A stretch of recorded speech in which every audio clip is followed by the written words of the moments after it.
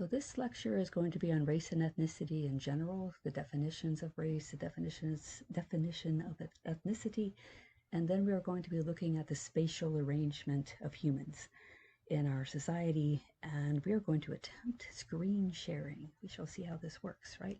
So we'll start out with definitions. Race is a socially constructed category composed of people who share biologically transmitted traits. These are mutations, right? They are environmental adaptations.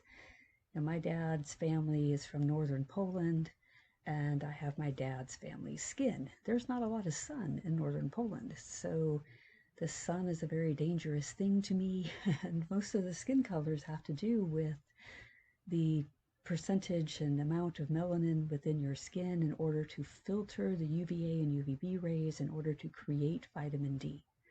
That's it, right? Or nose shape. If you are living in a very, very cold climate, you don't want a nose with wide open spaces, right? You want a nose that's right down next to your face, so you're not breathing in this minus 50-degree air right into your brain. So these biological adaptations, but we as human beings have made these biological adaptations important. We have made them socially important. And we did this, sociology is to blame, anthropology is to blame, when we went about categorizing everything. In the early sciences, biology, we chose race as a category. I mean, race was a category in the lived experience, but this categorization by sociology and anthropology in these different groups gave it legitimacy as difference. So the racial types in the early classifications, Caucasians with the light skin and fine hair, Negroid with darker skin and coarser hair, Mongoloid with brown skin and distinctive eyes. So more Asian orientation. And I like Montague's quote, "It is man's most dangerous myth. It is a biological adaptation, of which we have so many in our society. So many biological adaptations. Are your earlobes attached? Or your earlobes not attached? You know, all of these different biological quirks that we have, yet we have made some of them meaningful. And we have made some of them as major divisive points to where we categorize people into these groups and then treat them differently. Give them different access to resources, and sometimes even put them into a category for death and annihilation. So it's a socially constructed category, though. Ethnicity is a shared cultural heritage. So the differences here, race would be like skin, hair, face, facial shape, nose shape. Ethnicity is going to be language, religion, customs, traditions, foods, those kinds of things, a cultural heritage. Now, where is everybody? Because that's kind of the interesting thing. The groups that you get along with and understand and are exposed to are going to be different. What your version of normal looks like is going to be different depending on where you live. So this is, I say, where all the white people live. Basically, you can see the different categories of the different minority groups, and then the paler the dots, the more white persons are in those places. So that's 2013 Census Bureau. It's hard to get to 2020 stuff really isn't out yet, so some of these are going to be 2010 census data. Here's another one of minority populations, kind of flips the script. Instead of saying, where are all the white people? It's more, where's everybody else? And you start looking at this chart, I mean, history starts popping out, right? You look at the Black Belt across the Southeast and you realize this is where you had an increase in slavery and plantations and slave labor.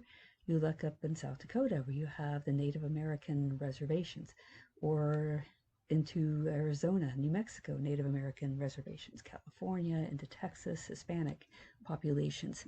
So different groups in different places, and history and context is involved in the areas where you see these groups. So I was telling my son when he moved to South Dakota, I keep saying he moved to North Dakota, he went south, he's like right there in South Dakota, and it's, there's going to be different Native American people there. In the Southeast, you have the Cherokee, the Creek, the Choctaw, something else, and the Seminole. What you learn in fourth grade Alabama history. You move to South Dakota, and your primary group is going to be the Lakota people.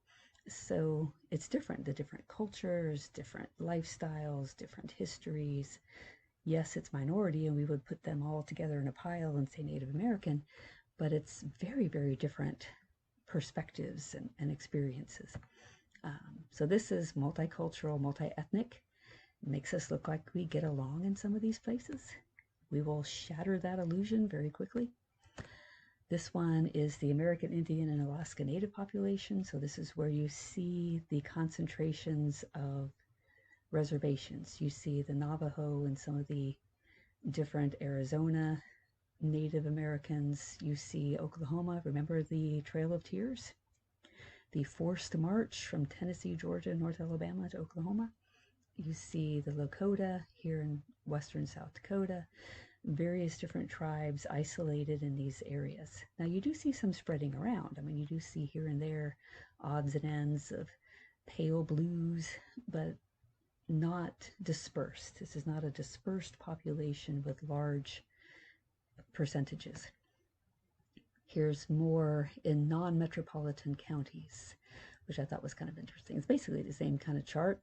It just shows, it kind of takes out where you would have population concentrations anyway, and says, no, they're really not concentrated because you're taking out any place that you might have had concentration. Here's percent Black or African American. There are whole swaths of the upper Midwest that have 0, right? When my mother was growing up in central Nebraska, she did not see an African American person in the flesh, alive, until she was 17 years old. So in some of these parts of the country, and you're like, well, why? Part of it is because of the legacy of slavery. When these parts of the country were becoming settled, it was becoming settled in the late 1800s, early 1900s, and the migrations had not happened from the African Americans from the south to the north. They were still stuck in Jim Crow sharecropping type of situations. And then when they did move, when the Great Migration did happen, who's going out to western Nebraska? You're in southern Alabama, you're looking for a better life. You're going to go try to work one of those Henry Ford jobs up in Detroit.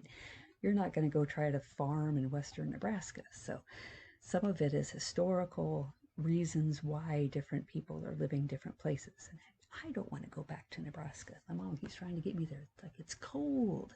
That's what I told my son when he moved. I mean, you better be ready for cold, child, because nobody willingly goes to South Dakota.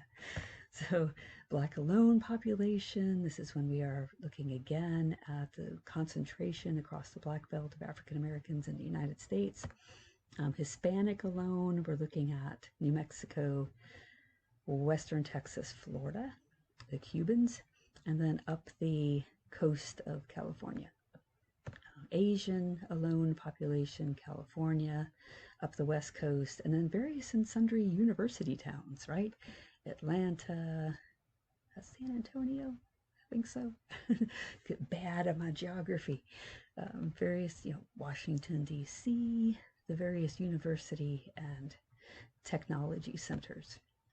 Now, this is where we are going to hope that we can share screens with panopto, because I have some interesting charts. So let's get to open,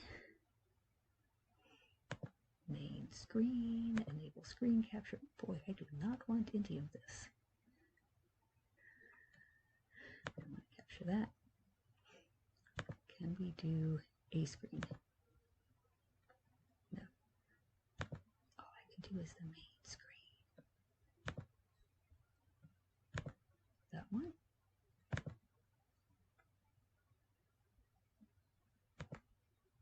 No. Okay. I think I'm going to stop, and then I'm going to come back and we're going to do something else to do screen captures.